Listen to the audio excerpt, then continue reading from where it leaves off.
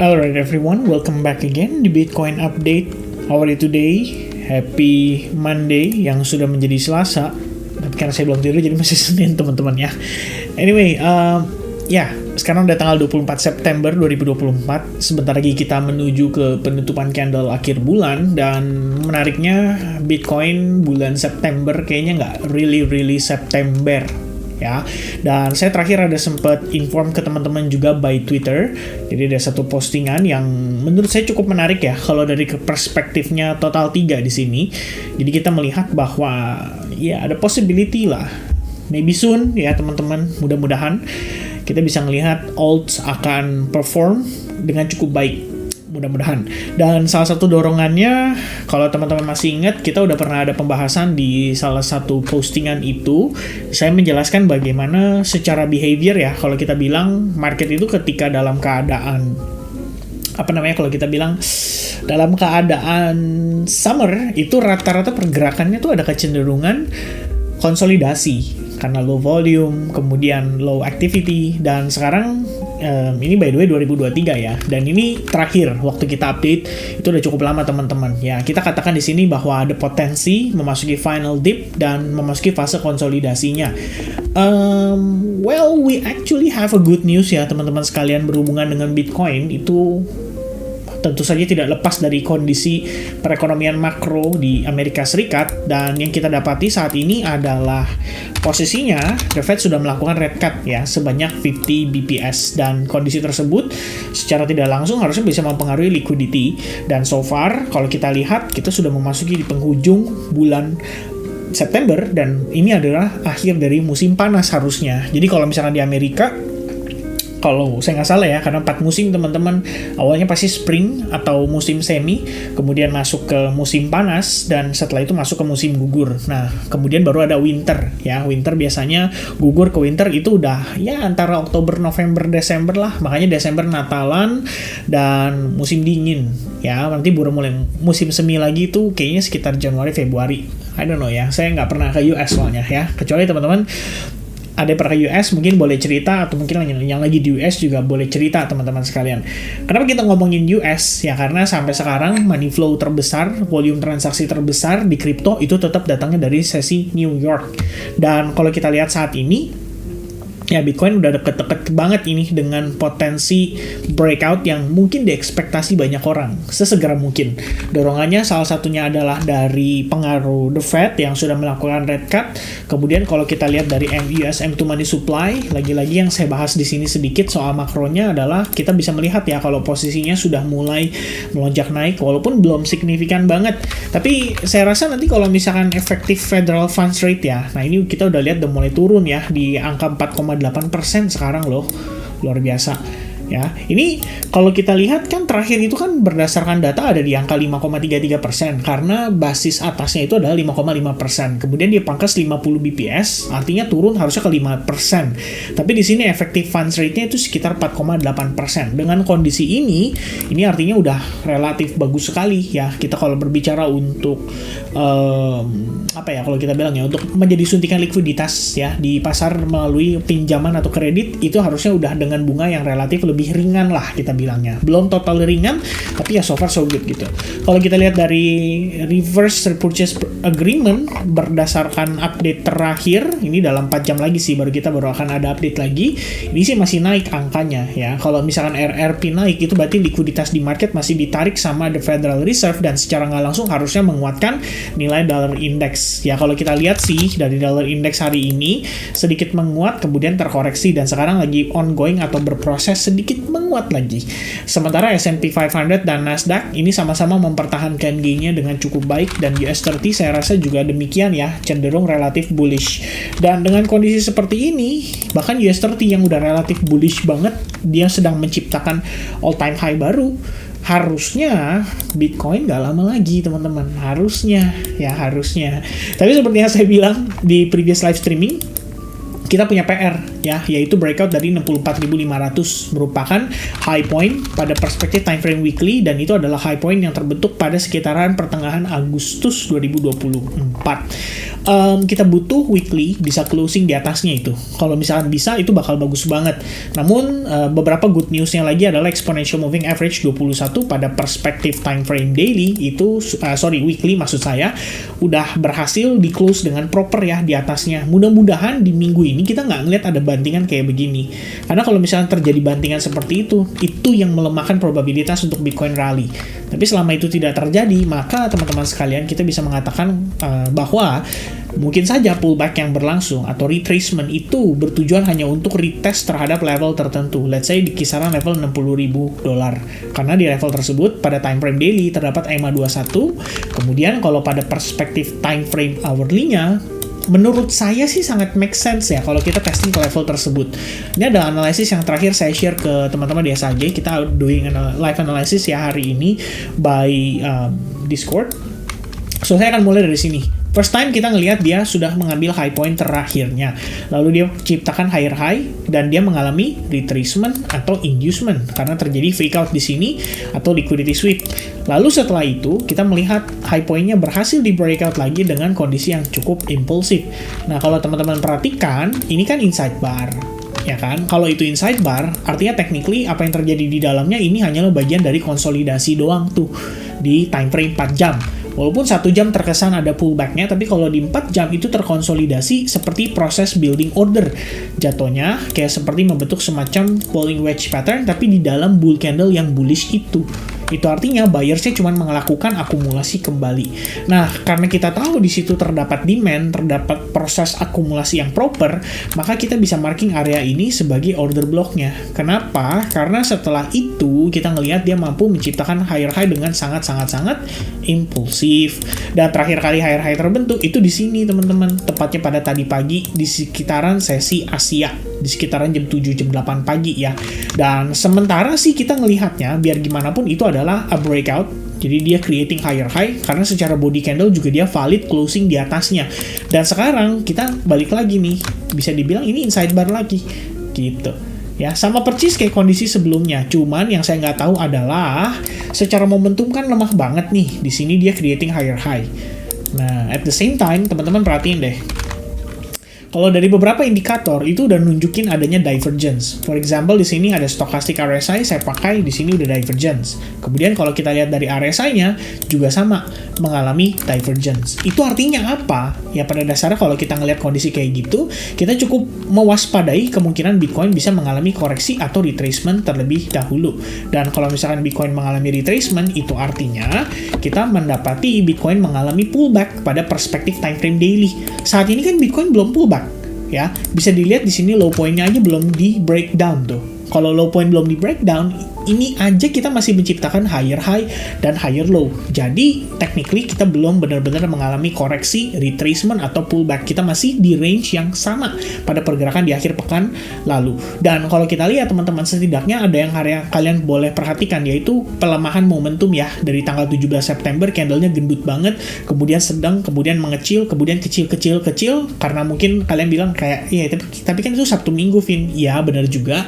Tapi di hari Senin, teman-teman, kita bisa lihat yang ada adalah pointing out hanya nge-weak aja ke level resistance di 64.500 itu, di highest point-nya di 4.700. Tapi secara body candle kita balik tuh bergerak di bawah resistance itu.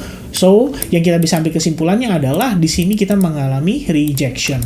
Itu yang pertama, teman-teman sekalian. Yang kedua, Anda harus perhatikan dari perspektif time frame hourly-nya yang tadi kita lihat ada beberapa menunjukkan divergence. Nah, kita samakan pendapat dulu. Kalau ini adalah previous high point dan dia telah berhasil menciptakan sebuah kondisi retracement, maka pertimbangan kita adalah melihat ini sebagai low point yang valid. Kalau misalkan low point terdekatnya itu berhasil di take down. Jadi kalau kita lihat di sini, saya tandain, teman-teman, ini adalah low point yang kita akan perhatikan.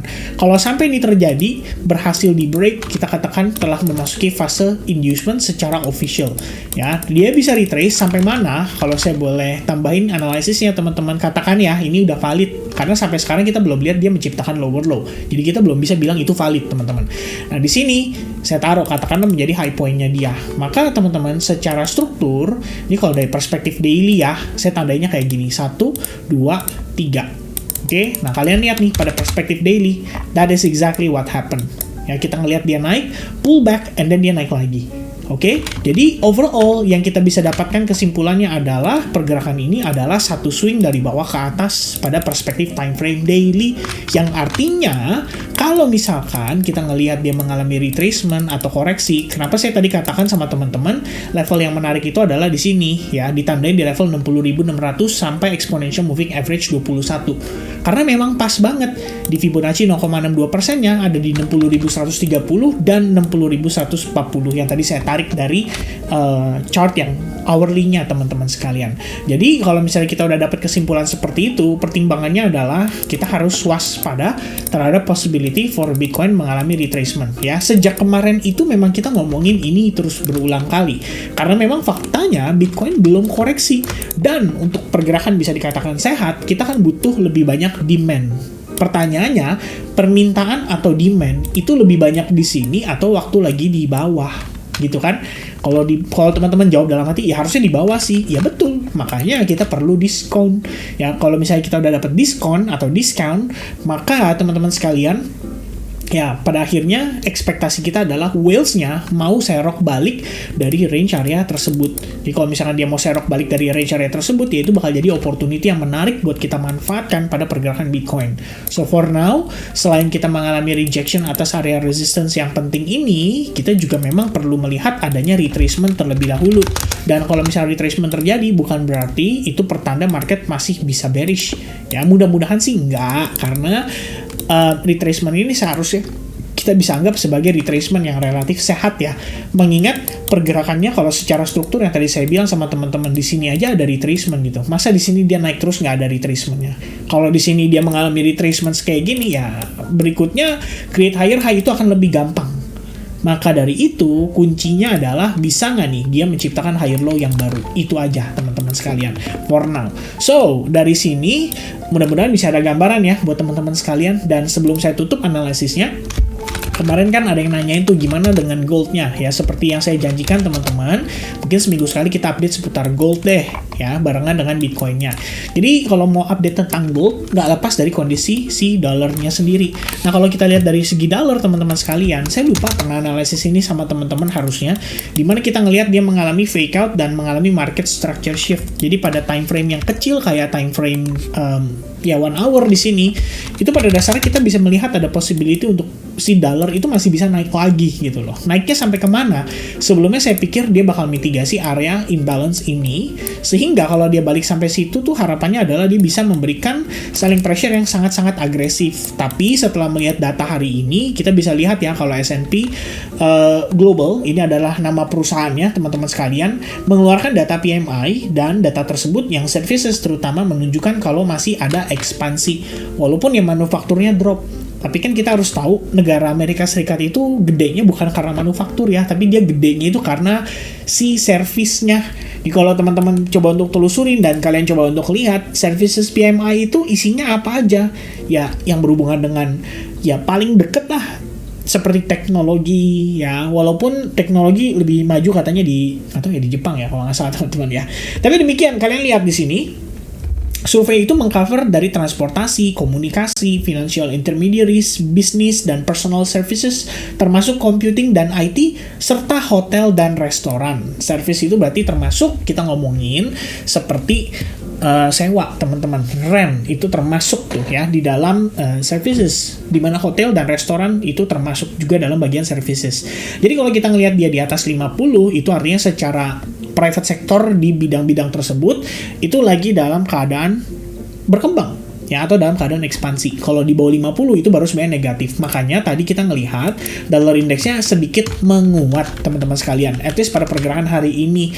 Dan kalau misalkan di sini seandainya nih kita ngelihat ya secara gambaran besar teman-teman, bird's eye view, saya bisa bilang kalau kita konsolidasi ya, after Fed rate cut 50 BPS, market terutama untuk dollar index itu hanya terkonsolidasi. Itu artinya teman-teman, price in sudah terjadi sejak beberapa minggu yang lalu. Makanya kalau kita lihat dollar index turun kayak begini, Bitcoin sempat naik, yaitu secara tidak langsung juga disebabkan oleh price in tersebut. Jadi apa yang terjadi pada XAU, kalau kalian ingat di analisis kita yang udah sekian minggu lalu teman-teman sekalian, saya tuh expecting kita bisa retest minimal ke area imbalance ya. Jadi begitu dia dapat di area imbalance, perspektif time frame 4 jam itu langsung react cukup positif, dia langsung rebound. Saat ini posisi kita ya, kalau kita lihat dari perspektif time frame daily itu tuh udah bullish banget ya. There's no reason buat si gold, seandainya teman-teman mau spekulasi, gue pengen nge-sell gitu. Menurut saya itu cukup beresiko ya, dalam arti Anda gambling gitu. Karena kalau kita lihat dari perspektif daily, katakanlah jangankan daily, weekly deh ya. Kita memang masih punya fair value gap di sini yang belum ke-fill secara menyeluruh. Jadi kalau misalkan nanti teman-teman sekalian melihat ya ada retracement atau koreksi pada XAU, Anda jangan kaget. Justru itu yang harusnya Anda cari gitu. Untuk saat ini saya tidak mempertimbangkan untuk melakukan selling pada XAU kecuali teman-teman ngerti tuh gimana caranya trading pada saat dia lagi dalam keadaan koreksi atau dalam keadaan scalping yang untuk manfaatin trading hariannya. Itu nggak ada masalah. Tapi kalau misalkan Anda berencana untuk melawan arus, itu bahaya banget. Ya, saya sih sangat-sangat tidak rekomen untuk melawan arus. Nah, di sini bayangan saya adalah sementara yang saya lihat ini bisa jadi area of liquidity yang teman-teman boleh perhatikan. Karena ini kan satu move to the upside ya, di perspektif time frame daily. Maka dari itu, kalau misalkan nanti kita bisa dapetin dia mengalami retracement, asumsi saya adalah melihat kondisi ini bisa saja menjadi bagian dari area of liquidity sebelum dia mantul balik naik lagi. Jadi, kalau kita lihat secara keseluruhan, nantinya kayak gini teman-teman sekalian. Nah, ya, ini sebenarnya saya agak ambigu nih antara dia valid mengalami inducement atau ini cuma fake out doang ya, karena ini kan terjadi akibat dari the Federal Reserve rate cut ya di situ teman-teman sekalian. Jadi saya berpikir kalau misalkan demikian harusnya sih lowest point-nya tuh di sini. Dia naik, pullback, and then naik, and then boom breakout, and then di sini pullback, and then dia naik lagi. Nah, kapan tuh nanti dia mengalami inducement ya? Jawabannya kalau dia ngambil low point ini. Baru kemudian setupnya akan lebih valid lagi atau lebih powerful lagi kalau bisa dapat range area ini, dimana sebelumnya merupakan area previous support resistance. Ini buat di Ion by the way ya, buat di swing. Jadi bayangan saya sih lebih kurangnya kalau di XAU kayak gitu, dan gak ada plan sama sekali seperti yang saya bilang tadi, apalagi kepikiran buat sell shorting ya, dengan posisi ngelawan arus itu sangat-sangat berbahaya sekali. Itu kalau menurut saya. Terserah teman-teman ya, boleh jadikan ini sebagai referensi analisis aja, karena in the end ya saya bisa saja salah guys. Alright, and mungkin tambahan ya, you have a trend line juga di sini, dan trend line tersebut kalau dihubungkan benar-benar jadi confluence yang proper banget di level tersebut. Oke, so that's gonna be the update untuk si Bitcoin, kemudian untuk si XAU ya. Bitcoin intinya kalau ada koreksi bagus, gak ada koreksi sebenarnya juga nggak ada masalah ya. Yang penting dia tetap strong dan impulsif. Tapi kalau misalnya dia naik udah mulai poco-poco, ya pokoknya hati-hati aja teman-teman, karena kita nggak pernah tahu kapan dia akan berubah dari yang namanya trend bullish kemudian menjadi pelemahan momentum. Katakanlah dia nggak bentuk rising wedge, nah itu kan juga udah bahaya ya kan, udah boleh diantisipasi. Alright, kira-kira itu yang bisa saya update pada video Bitcoin update kali ini beserta dengan XAU-nya. Semoga informasi ini bisa bermanfaat. Help me with the likes button teman-teman. Don't forget ya untuk berbagi likes buttonnya supaya kita bisa live streaming lagi pada akhir pekan ini. Oke, so God bless and see you guys again soon. Cheers and bye-bye guys.